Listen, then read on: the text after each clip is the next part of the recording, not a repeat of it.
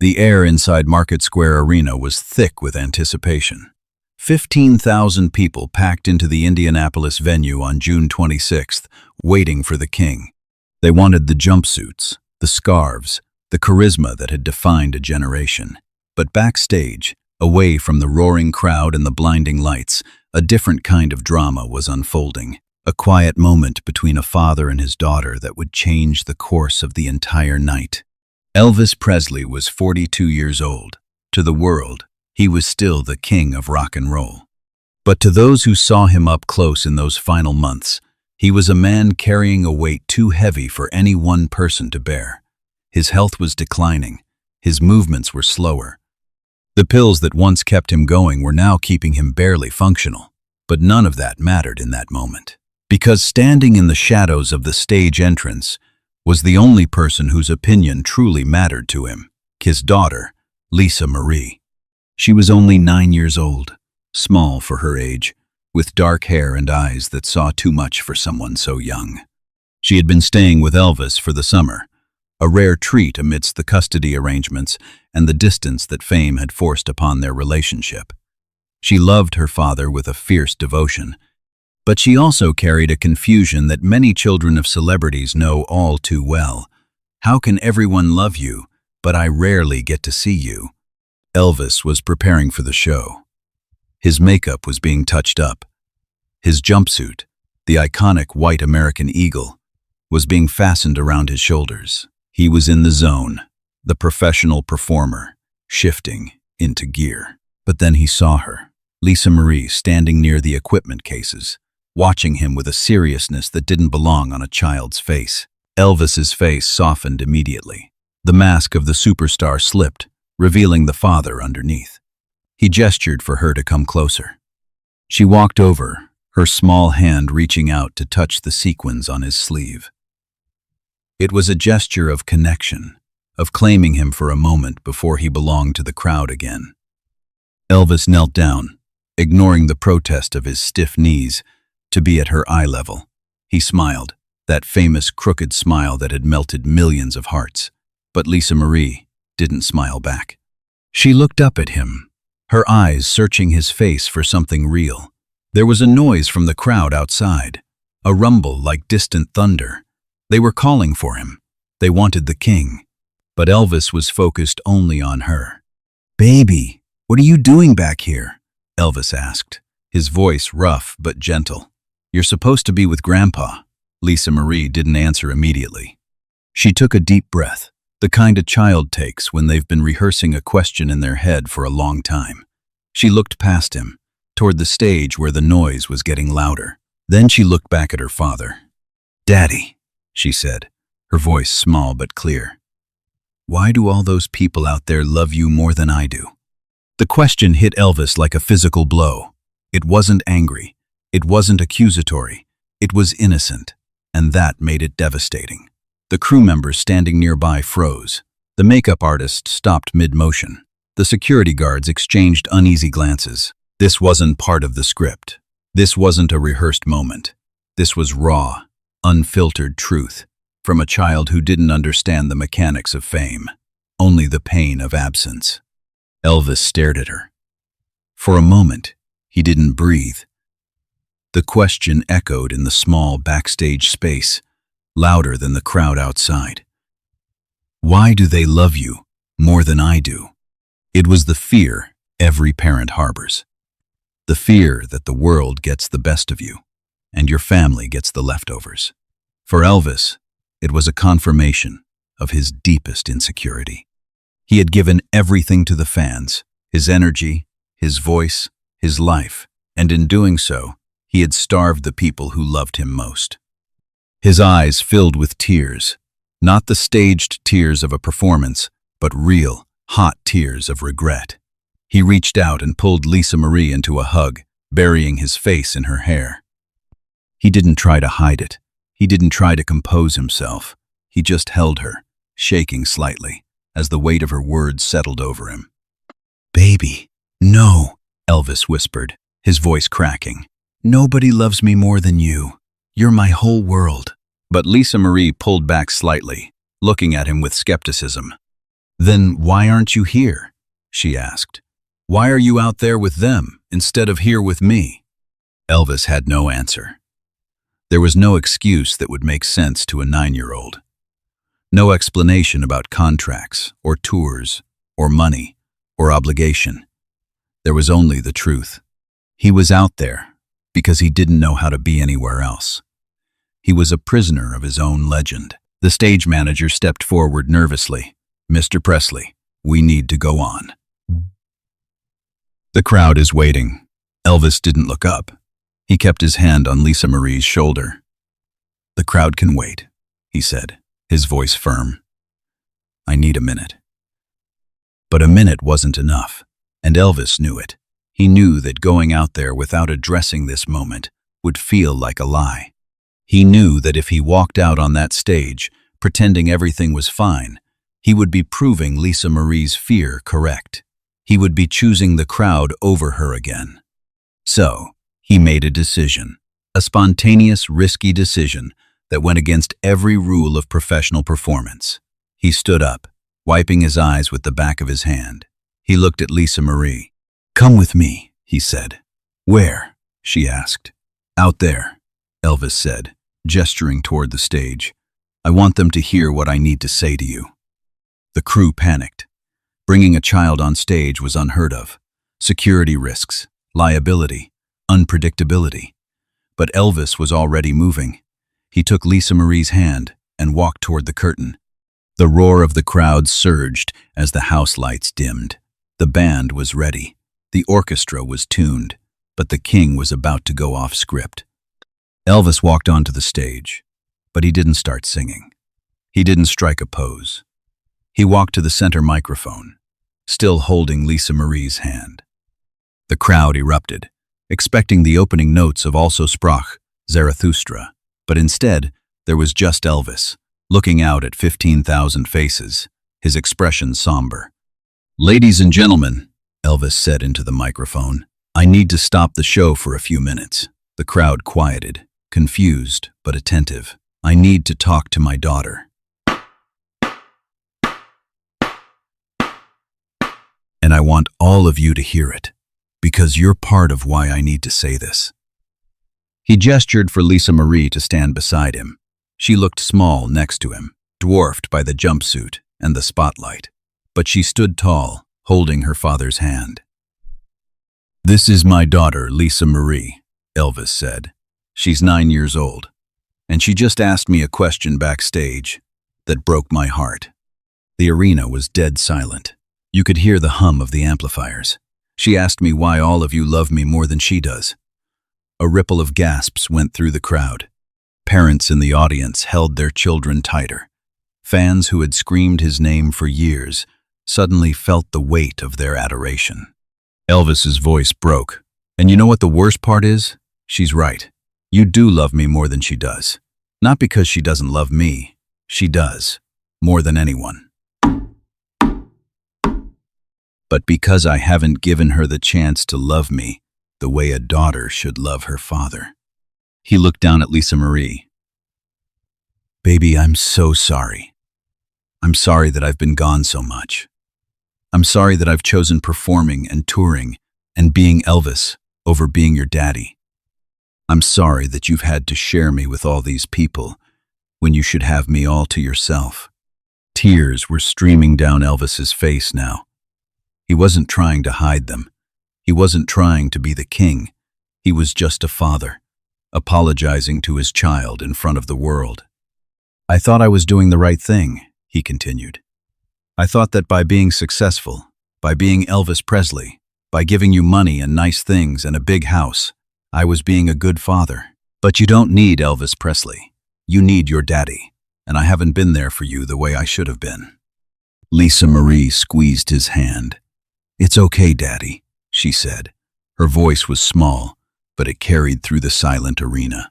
"No, baby," Elvis said. "It's not okay. It's not okay that you feel like strangers love me more than you do. It's not okay that I've missed so much of your life.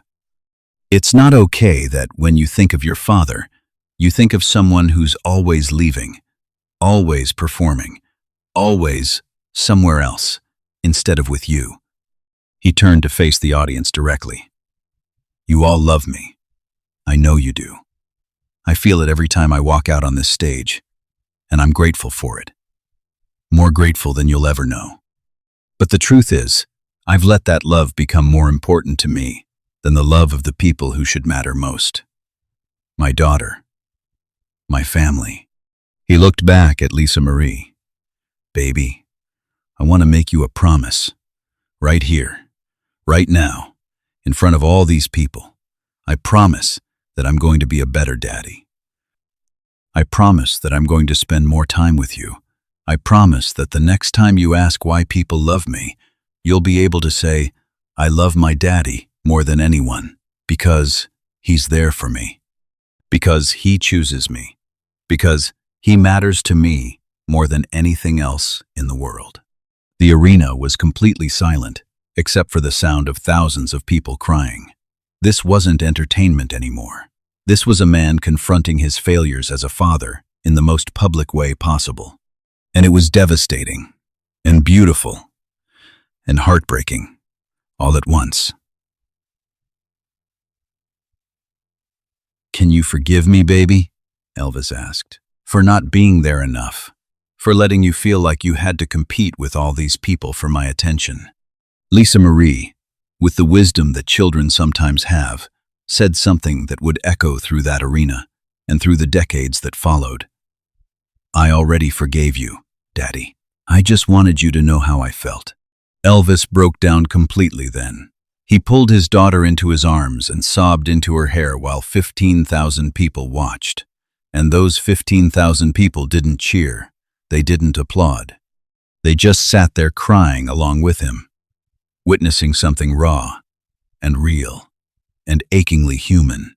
After a few minutes, Elvis composed himself enough to speak again. "I want to sing something for my daughter, a song I should have sung to her a long time ago, and I want all of you to hear it.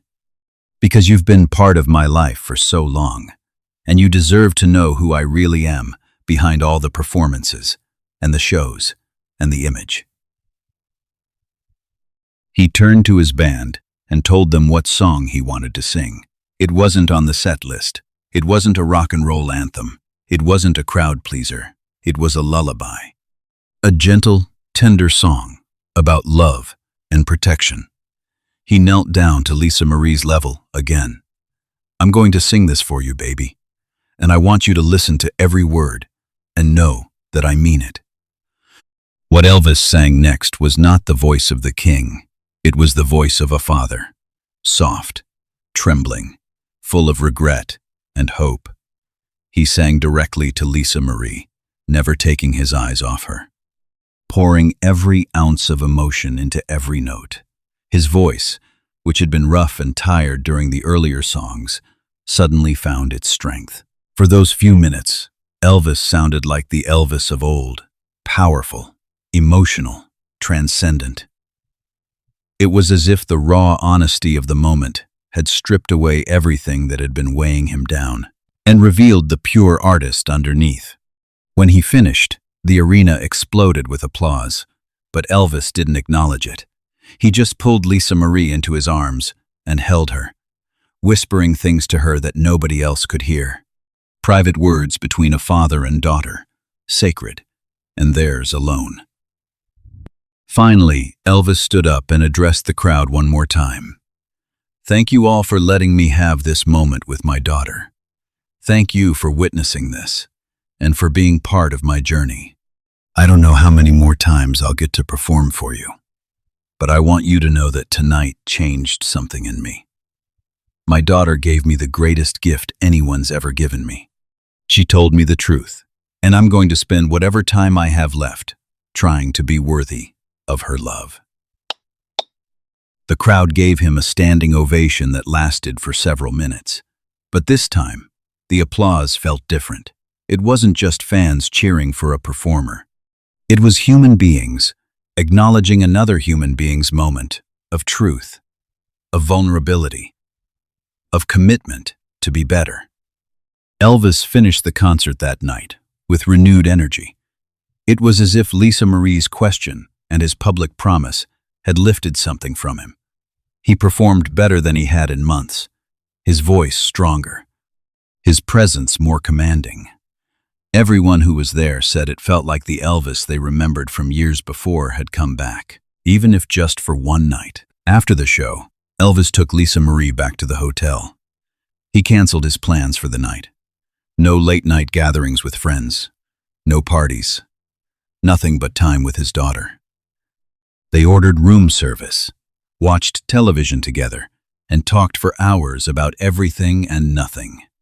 "Daddy," Lisa Marie said as Elvis was tucking her into bed that night, "I didn't mean to make you cry in front of all those people.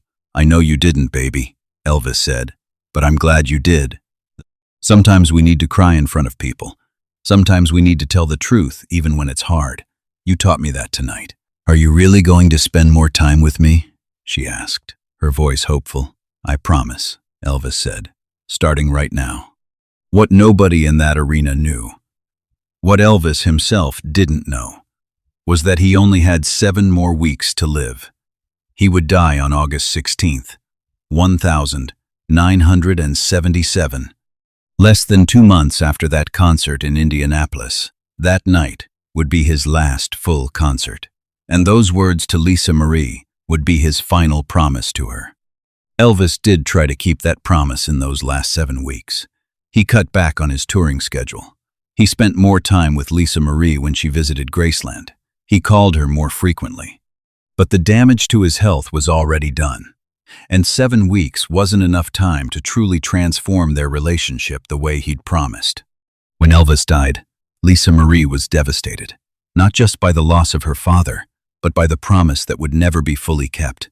She was only 9 years old, trying to process the death of a father that she'd been trying to know better. Years later, as an adult, Lisa Marie spoke about that night in Indianapolis in interviews. She said it was one of her most precious memories of her father.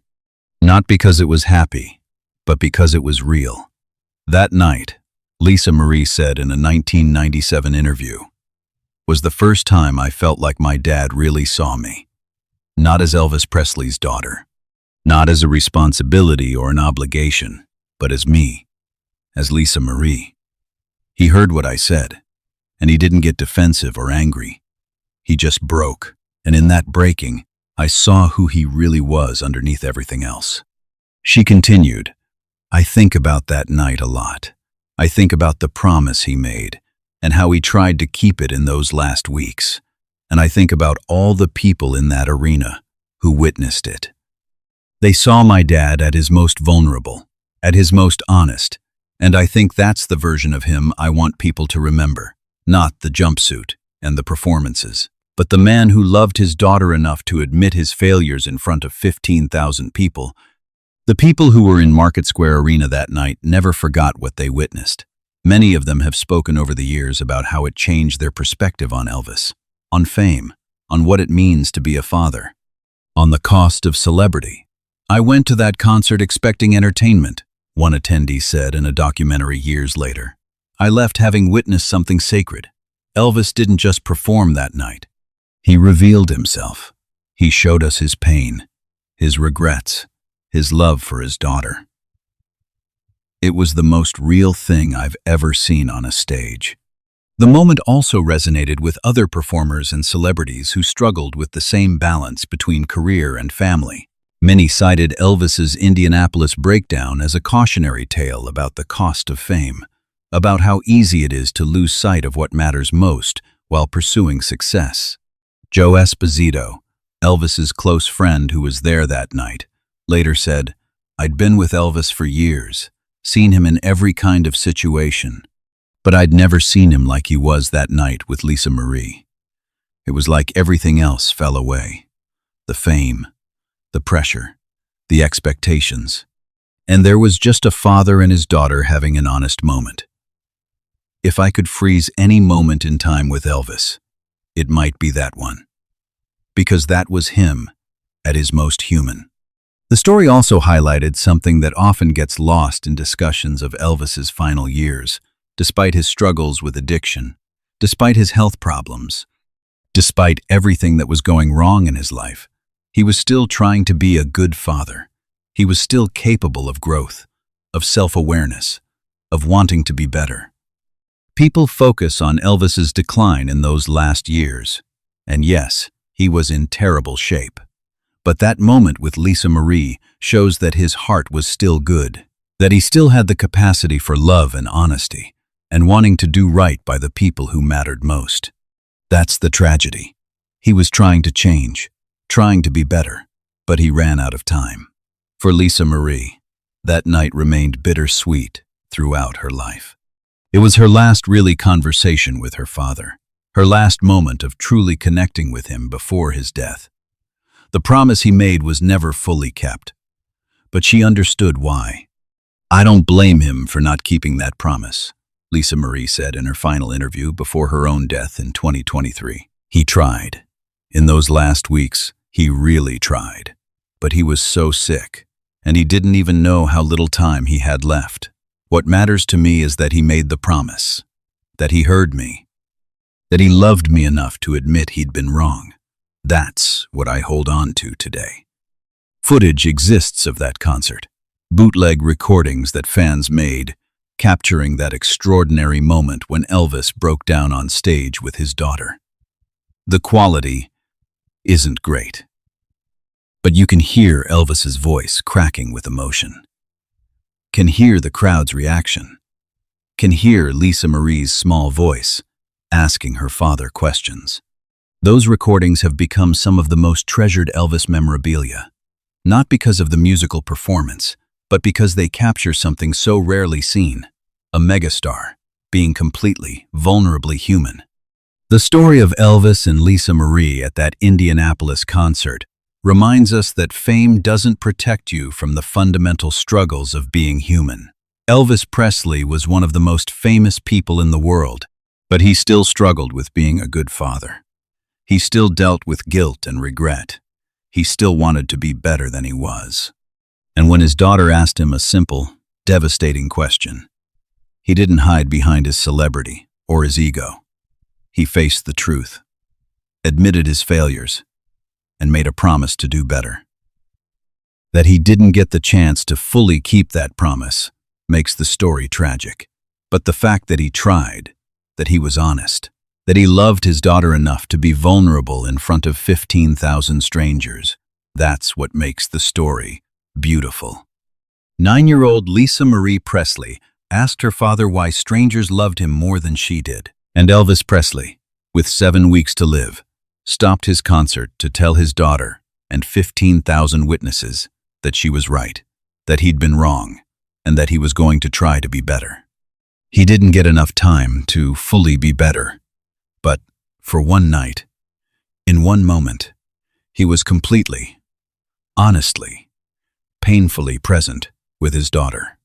And that moment, captured in time, reminds us all that sometimes the bravest thing you can do is admit you failed the people you love most and promise to try to do better while you still have time. If this heartbreaking story of a father's love and regret moved you, make sure to subscribe and hit that like button. Share this with someone who needs to hear about the importance of being present with the people who matter most. Have you ever had a moment of truth with a family member that changed everything? Let us know in the comments. And don't forget to ring that notification bell for more powerful true stories about the moments that define legends.